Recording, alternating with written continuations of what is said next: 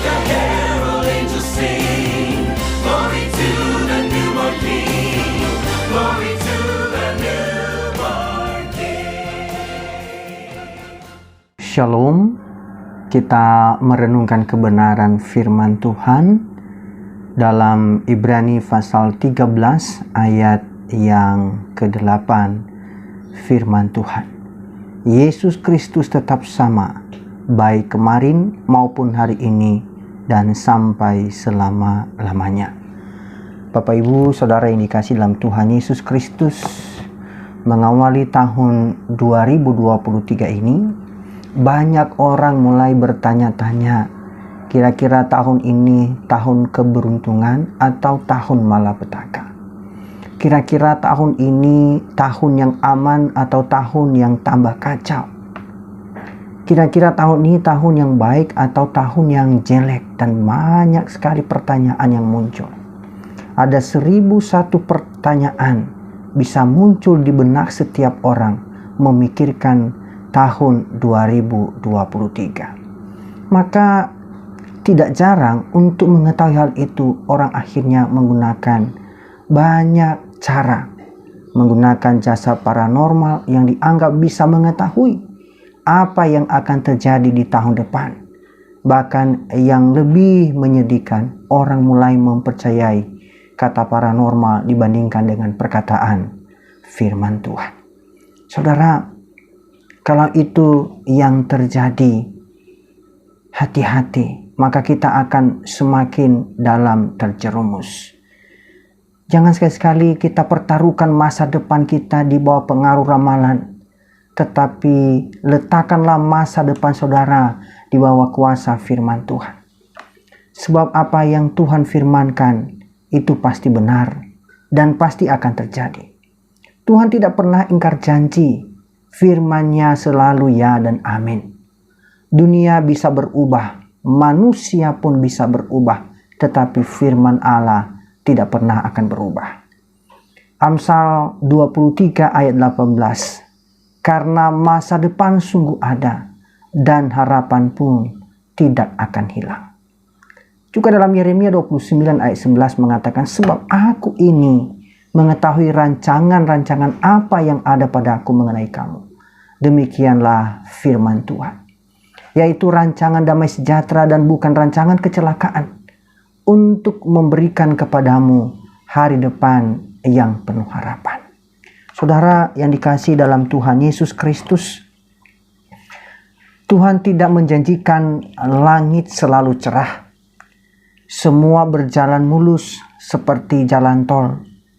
Tetapi Tuhan menjanjikan penyertaan-Nya bagi orang yang melakukan firman-Nya. Kalau kita melihat dalam Yeremia 29:12-14, dan apabila kamu berseru dan datang untuk berdoa kepadaku, maka aku akan mendengarkan kamu. Apabila kamu mencari aku, kamu akan menemukan aku. Apabila kamu menanyakan aku dengan segenap hati, aku akan memberi kamu menemukan aku.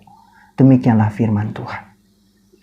Saudara, ada satu gambaran yang menarik tentang orang yang taat dan yang tidak taat. Ada dua macam orang. Ada orang yang hanya mendengarkan firman Tuhan tetapi tidak melakukannya. Itu digambarkan seperti rumah yang dibangun di atas pasir. Ketika muncul badai, maka rumah itu roboh. Tetapi orang yang mendengarkan firman Tuhan dan melakukannya, dia seperti rumah dibangun di atas batu yang kokoh. Sehingga walau ada badai di dalam rumah itu tetap berdiri dengan baik.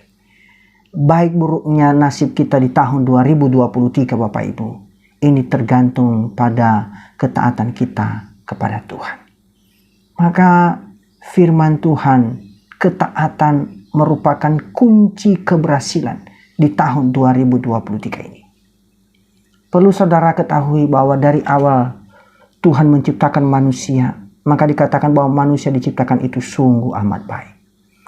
Sehingga ditempatkan di Taman Eden. Tetapi kenapa pada akhirnya manusia berada di luar Taman Eden dan harus bekerja keras, berkeringat untuk mencari nafkah? Itu karena ulah manusia sendiri yang tidak mau taat pada firman Tuhan.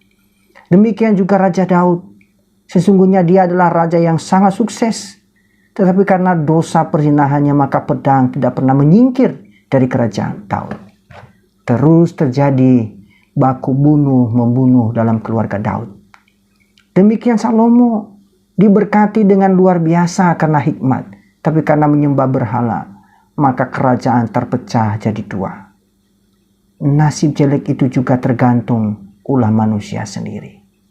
Saudara yang kasih dalam Tuhan Yesus Kristus, memang ada kisah-kisah kontroversial di dalam Alkitab. Kok bisa Yusuf yang begitu taat sampai dijual jadi budak di Mesir? Kok Ayub yang setia mengalami penyakit kusta yang menjijikan? Demikian juga orang ini yang rajin ke gereja, kok diberikan sakit yang susah disembuhkan? Ini merupakan kasus khusus. Ini adalah ujian untuk memurnikan iman kita. Tetapi secara umum nasib jelek manusia ini tergantung dari ulah manusia itu sendiri.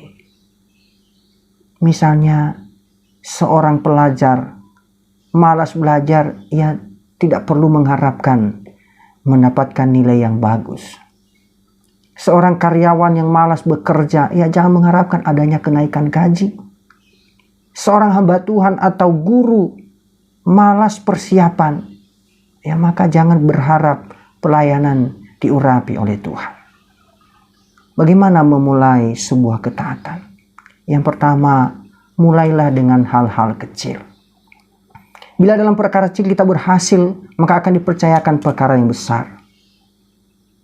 Berkatalah dengan belajar, berkata tidak atas segala sesuatu yang bertentangan dengan firman Tuhan.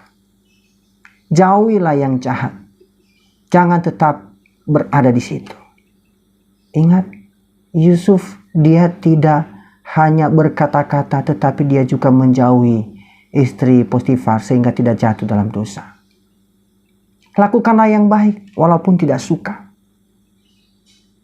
Pekerjaan mungkin kelihatannya gampang, tetapi ketika dilakukan sulit, itu terus dilakukan. Harga yang harus dibayar untuk sebuah ketaatan. Bapak Ibu, yang pertama, kita harus korban akan kesenangan pribadi. Korban harga diri, korban perasaan, korban nyawa atau darah. Dan Yesus Kristus adalah teladan terhadap hal itu. Taat sampai mati di atas kayu salib. Tetapi hasil dari ketaatan, yang pertama, mengalami keselamatan dari Tuhan. Belajar dari Alkitab, Nuh sekeluarga taat membuah bahtera. Yunus taat ke Niniwe, maka orang Niniwe diselamatkan. Kita mengalami damai sejahtera Tuhan. Yesus datang, Yesus taat, datang dari surga ke bumi. Kita mengalami sukacita Tuhan. Paulus dalam surah Filipi, biar di penjara tetapi tetap ada dalam sukacita. Mengalami berkat Tuhan. Yusuf menjadi penguasa di Mesir. Mengalami pertumbuhan iman yang baik. Mengapa? Karena Yesus berkata, berbahagialah orang yang tidak melihat aku, tetapi percaya. Dipuji oleh Tuhan, seperti Ayub. Saudara, perenungan ini memberikan kita 3 hal yang menjadi penekanan. Yang pertama, ketaatan kita pada Tuhan harus terus dilatih setiap hari, mulai dari hal-hal kecil di dalam hidup ini. Yang kedua, mari belajar mengatakan ya pada firman Tuhan dan tidak pada keinginan duniawi. Yang ketiga, kesuksesan dan keberhasilan di tahun 2023 ini tergantung sejauh mana ketaatan kita kepada Tuhan. Biarlah firman Tuhan ini memberkati kita semua dalam menjalani tahun 2023. Tuhan Yesus memberkati. Amin.